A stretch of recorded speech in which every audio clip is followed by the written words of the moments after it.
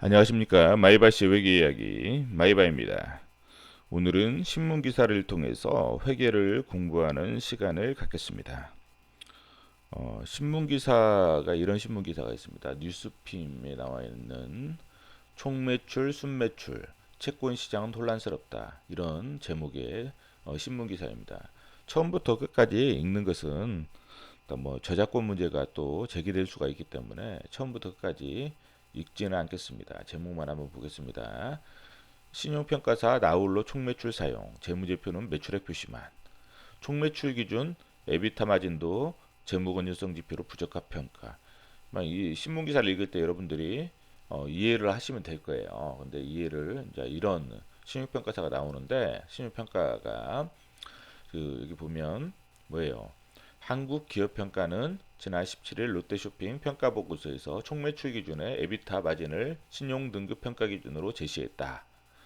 총매출 기준 이게 에비타 마진이 뭐라는 거예요? 에비타가 뭐죠? 에비타는 영업이익 EBIT 영업이익에다가 감가상각비를 더하고 그 다음에 무형자산 상각비를 더한 거죠. 영업이익에다 감가상각비를 더하고 여기 있어요. 여기 에비타는 영업이익에다가 감가상각비를 더하고 무형자산 상각비를 더한 게 에비타예요. 이 에비타 마진은 뭐예요? 이건 영업이익률은 영업이익을 매출액으로 나눈 거잖아요. 에비타 마진도 에비타를 매출액으로 나눈 거예요. 매출액으로. 그렇죠? 매출액으로 나누는데 이 나누는 이 매출액이 뭐냐면 한국기업평가는 총매출 기준의 에비타 마진을 신용등급 평가 기준으로 제시했다. 그쵸? 근데 이 매출액이 이 표에 나타난 매출액은 뭐예요? 이 표에 나타난 매출액은 순매출액이에요. 순매출액. 매출액은 순매출인데 에비타 마진에 사용하는 그 나누는 매출액은 이 매출액으로 사용하는 게 아니라 총매출액으로 사용했다는 거예요. 총매출액으로. 그래서 뭐냐면 매출액은 순매출액으로 이렇게 나타나는데 에비타 마진은 뭐예요? 총 매출액으로 나눈 걸로 사용한다는 거죠. 그러니까 맞지 않다는 거죠. 예, 이런 내용이에요. 그래서 과연 총 매출액, 순매출액이 뭐냐? 여기에 대해서 나오는 거예요. 그래서 뭐냐면 보통 신용평가상 백화점을 비롯한 유통기업 재무건전성을 평가할 때 총매출과 에비타 마진은 뭐라고 했어요? 에비타를 총매출액으로 나눈다고 했죠. 를 사용한다. 특히 총매출액과 순매출액을 어떻게 구분한다는 내용을 표시하지 않고 단순 매출액으로만 표시해 채권업계가 당혹스러워하고 있다. 이런 식으로 나온 거예요. 그래서 백화점에서 보통 나오는 그러한 어떤 매출액이 총매출액과 순매출액이 있다는 거예요. 우리가 아마 매출 공부할 때 제가 별도로 설명을 드렸을 거예요. 드렸는데 오늘은 좀 자세하게 한번 설명을 좀 드려볼게요. 백화점 매출 같은 경우는 이런 경우 이제 이렇게 나눌 수가 있어요. 직매입 방식이 있고 그 다음에 특정 상품 매입, 그 다음에 임대가 있는데 공간 임대 값, 공간 임대 이것은 그냥 명칭을 정하기 나름이에요. 그런데 이제 아무래도 이제 이거를 좀 처음에 썼던 분들이 이런 용어를 썼기 때문에 좀 이 용어를 가급적이면 통일을 좀 시키려고 하는 거예요. 왜 그러냐면 그래야 이해하기 편하니까. 그래서 이런 식으로 합니다. 직매입 방식은 뭐냐면 이제 백화점이 거래처로부터 상품을 직접적으로 매입을 해요. 직접적으로 매입을 한다는 거예요. 직접 매입을 해서 상품을 파는 거죠. 그럼 이게 뭐예요? 상품을 팔면 이게 매출이 되는 거예요. 매출.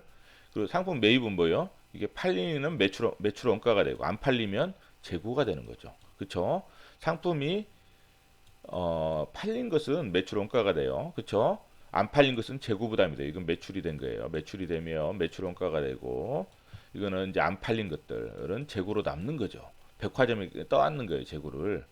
그렇죠. 그럼 뭐예요? 이건 직접 백화점이 물건을 사서 파는 거잖아요. 그렇죠. 이게 진정한 어떻게 보면 유통이잖아요. 유통. 자, 이건 뭐예요? 백화점이 대량으로 물건을 사기 때문에 협상력 강화로 높은 마진율이 높다는, 낮게 사서 높게 파는 수 있다는 게 마진율이 높다는, 매출원가하고 매출원가에 마진을 붙여서 뭐예요? 매출을 판매가를 정하기 때문에 이 마진율이 높다는 거예요. 그쵸? 원가에 마진을 붙여 매출을 인식하기 때문에 매출 규모도 어때요? 커지죠? 매출 규모도 커져. 이게 다 매출로 잡히니까. 그렇잖아요. 그렇죠. 단점은 뭐냐면 재고를 부담한다는 거죠. 재고. 백화점에서 재고를 떠안기 때문에 어때요?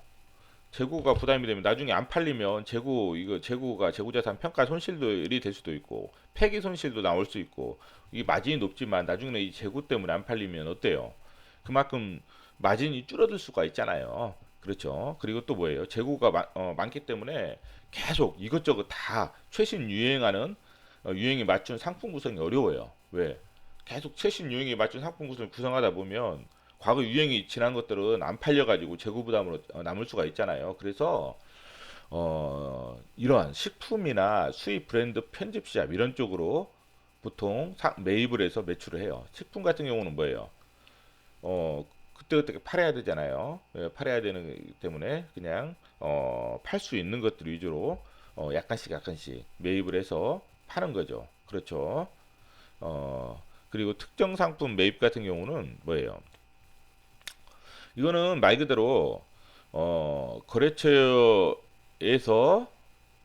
뭐 백화점에 입점한 다음에 거래처가 직접 파는 거예요. 이렇게 직접 거래처가 직접 팔고 그렇죠. 소비자한테 팔고 이제 백화점은 어때요? 공간을 어떻게 보면 입점시키는 거죠. 입점시키고 대신에 뭐냐면 입점시키는 대신에 뭐예요? 수수료의 30% 대략 30% 정도를 대략이라고 했어요. 대략 이것은 뭐냐면 하나금융투자에서 추산한 거예요. 대략 30% 정도를 뭐냐면 백화점에서 가져가는 거예요. 매출 이게 매출이에요. 수수료 그냥 뭐냐면 매출에 판매를 하잖아요. 그럼 매출 판매가의 30% 정도를 백화점 매출로 잡는 거예요. 백화점 매출로. 그렇죠. 그런데 어 30%를 이렇게 딱 이렇게 잡으면 어때요? 이게 매출이 만약 100만 원이라고 하면 30%면 백화점 매출은 뭐예요? 30만 원이 되잖아요.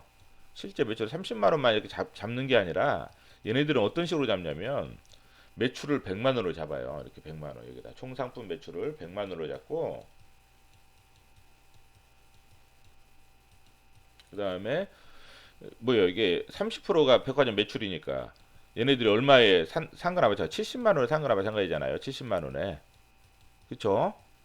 100만 이게 30만 원은 백화점 매출이 수입이잖아요. 그럼 여기 특정 상품 매출 원가를 70만 원을 잡아요. 이렇게. 특이하게 잡죠. 그냥 30만 원만 잡으면 되는데 여기다 순매출에다가 30만 원만 딱 잡으면 되는데 얘네들은 뭐냐면 총 매출 100만 원, 특정 상품 매출 원가 70만 원에서 순매출을 30만 원 이렇게 잡는 거예요. 이렇게 30만 원. 뭐야? 손익계산서에는 이 30만 원만 표시돼요. 자, 여기는 뭐예요? 여기 직매입 방식은 뭐예요? 만약 이게 상품을 100만 원을 판다.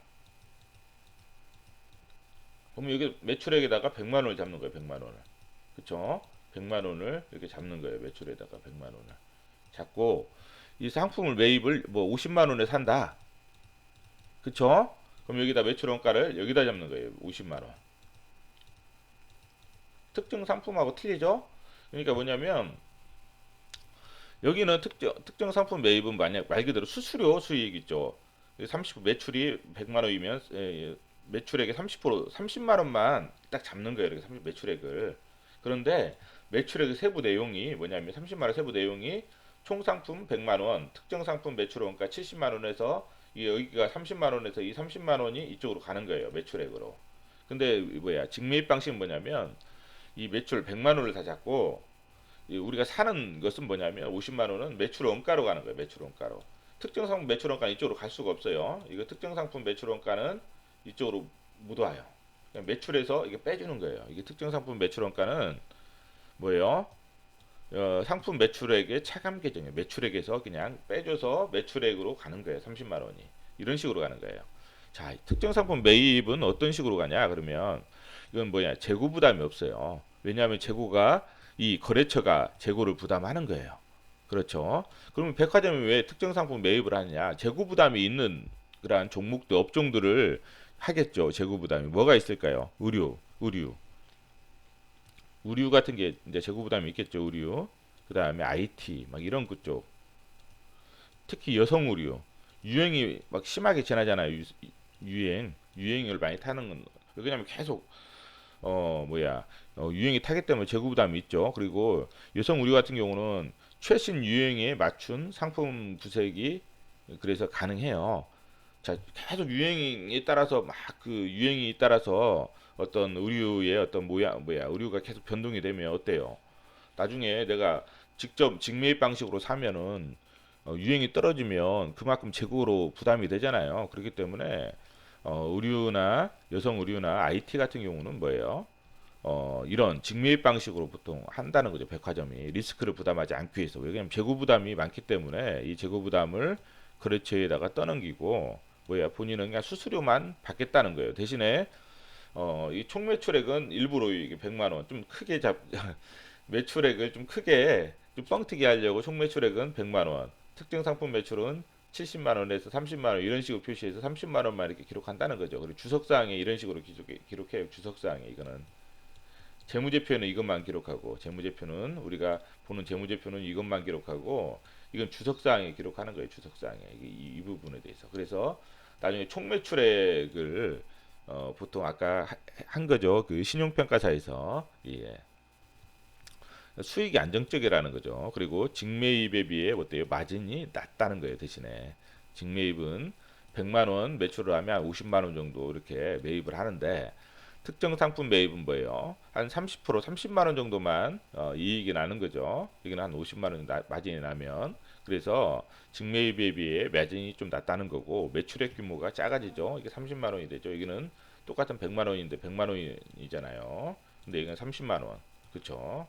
순매출액이 물론 총매출액은 100만 원으로 기록하지만 재무제표에는 30만 원만 표시된다는 거예요. 이건 주석사항에 그냥 세부적인 내용이 표시된다는 거고 공간임대 값은 말 그대로 부동산 임대라고 생각하시면 돼요. 보증금 두고 임대료 받는다는 거예요. 백화점에서 거래처한테 그 뭐야 이 공간을 임대를 하고 임대료를 받는 정액의 임대료를 받는 월 얼마씩 이렇게 매출액과 무관하게 임대료만 받는 거죠. 이제 식당가 있죠, 식당가 이제 그런 쪽에 보통 이런 식으로 하고요. 그러면 거래처에서 그냥 공간만 임대해서 소비자한테 직접 파는 거죠. 자, 이거는 뭐냐면 공간 임대을은 이것도 임대를 해요. 임대를 하는데 임대료가 여기보다 훨씬 적어요. 공간 임대 값보다 임대료가 적어요. 적고 그 다음에 거래처에서 직접 팔아요 소비자한테. 그럼 재고를 거래처가 부담하는 거죠. 이게 특정 매입하고도 비슷하죠. 특정 매입보다는 대신에 뭐예요? 판매 수수료가 적어요. 특정 매입은 아까 30% 정도 든다고 했잖아요. 근데 15%에서 20%. 공간 임대 값보다는 임대료가 적고 훨씬 적고 특정 상품 매입보다는 판매 수수료가 훨씬 적은 거. 그래서 임대와 특정 매입, 상품 매입이 결합되어 있는 그러한 방식이에요. 이런 경우는 특정 매입과 비슷하나 약간의 임대료를 받는 대신에 판매 수수료율이 특정 매입보다 훨씬 적어요. 보통 명품 업체들이 이런 경우로 해요. 명품 업체들은 어때요? 이 재고가 백화점이 을이에요. 그렇죠? 명품 업체들은 이게 갑이죠. 이게 갑이에요. 특정 매입 상품은 뭐냐면 특정 상품 매입은 거래처가 을이에요. 그래서 이 재고가 재고를 거래처에서 부담하는데 명품 업체들은 거래처가 갑이에요. 백화점이 을이 되고 그럼 뭐예요? 이 명품이라는 게 뭐예요? 재고가 남더라도 리스크가 거의 없잖아요. 재고 명품은 뭐예요? 오래될수록 더 가치가 오르는 그러한 물건이 명품이잖아. 오래될수록 더 가치가 올라요. 투자 상품의 어떤 성격도 있어가지고 재고를 얘네들은 자기들이 부담하려고 하는 거죠. 왜 그러냐면 가치가 더 올라 버리니까. 그래서 직접 파는데 재고는 내가 부담한다. 그렇죠. 대신에 이제 판매 수수료를 내가 적게 주겠다. 그렇죠. 왜냐면 이게 가격이 비쌀 거 아니에요. 판매가가 비싸니까 매출도 클 거예요. 매출도 크기 때문에 판매 수수료율이 적으면 당연히 적잖아요. 임대료는 뭐 크게 차지하지 않잖아요. 여기서는 임대료가 적기 때문에 그렇죠. 그렇기 때문에 왜 그러냐면 이것은 거래처 명품 업체가 갑이기 때문에 이런 거래를 한다. 이렇게 생각을 하시면 돼요. 이렇게 하시면 되고 이게 이제 제가 동영상 3번 할 때 이것들을 다 설명했던 내용인데 이런 표가 없이 설명을 했어요. 여기에다 설명을 했죠. 그래서 좀 난잡해서 한번 다시 그렸어요. 그래가지고 제대로 한번 설명하려고 이게 6월 30일 날 단위가 1,000원이고 롯데쇼핑 개별 재무제표예요. 동영상 3번 할 때 설명을 드렸던 건데 아까 말씀드린 총 매출액 있고 매출 차감이에요. 여기는 특정 상품 매출 원가가 여기 있죠. 그렇죠? 실제 재무제표에는 이것만 표시된다고 했죠. 이것만 표시돼. 재무제표. 실제 손익계산서에는 이것만 표시되고 이거는 뭐예요? 주석사항이에요. 주석사항. 이거는 주석사항. 주석사항에 세부적인 내용이 있다는 거예요. 이 총매출액이 뭐냐면 이 주석사항에서 나와 있는 이 총매출액이라는 거예요. 그래서 아까 뭐예요? 그 기사에 총매출액 나왔죠. 총매출액과 순매출액. 이 총매출액이 이 총매출액이라는 거예요. 이 총매출액. 자, 근데 손익계산서에는 뭐예요? 아까 이 부분만 나온다는 이 부분만. 이 부분만. 이게 뭐예요? 순매출액이라. 손익계산서에는 순매출액만 나온다. 순매출액. 이게 순매출액. 근데 아까 그 뭐예요? 평가할 때 에비타가 뭐라고 했어요? 에비타가 그 EBIT 이게 뭐예요? 이 영업이익에다가 이 영업이익에서 감가상각비와 무형자산상각비, 감가상각비와 무형자산상각비를 더한다는 것은 뭐예요? 이걸 없애준다는 거잖아요. 그쵸? 그러니까 뭐냐? 감가상각비와 무형자산상각비를 고려하지 않은 영업이익이라는 거예요. 그렇죠? 예, 그래서 이 에비타 마진은 뭐예요? 이 매출액으로 하는데 이 매출액이 뭐예요? 원래 이 매출액으로 해야 되는데 총매출액으로 한다. 총매출액. 이 매출액, 총매출액. 예. 신용평가사에서 이 총매출액을 가지고 에비타 마진을 구했다는 거예요. 그리고 뭐예요? 그 매출액 할 때는 이 매출액으로 아파 위에다 기록하고 에비타 마진을 구할 때는 총매출액으로 했다는 거죠. 그래서 구분이 안 된다는 거예요. 그렇죠? 구분이 안 된다는 거. 이걸 한번 그래서 그 기사를 한번 설명을 드렸고 한번 볼까요? 기사를 다시 한번. 그러면 좀 더 이해가 되실 거예요.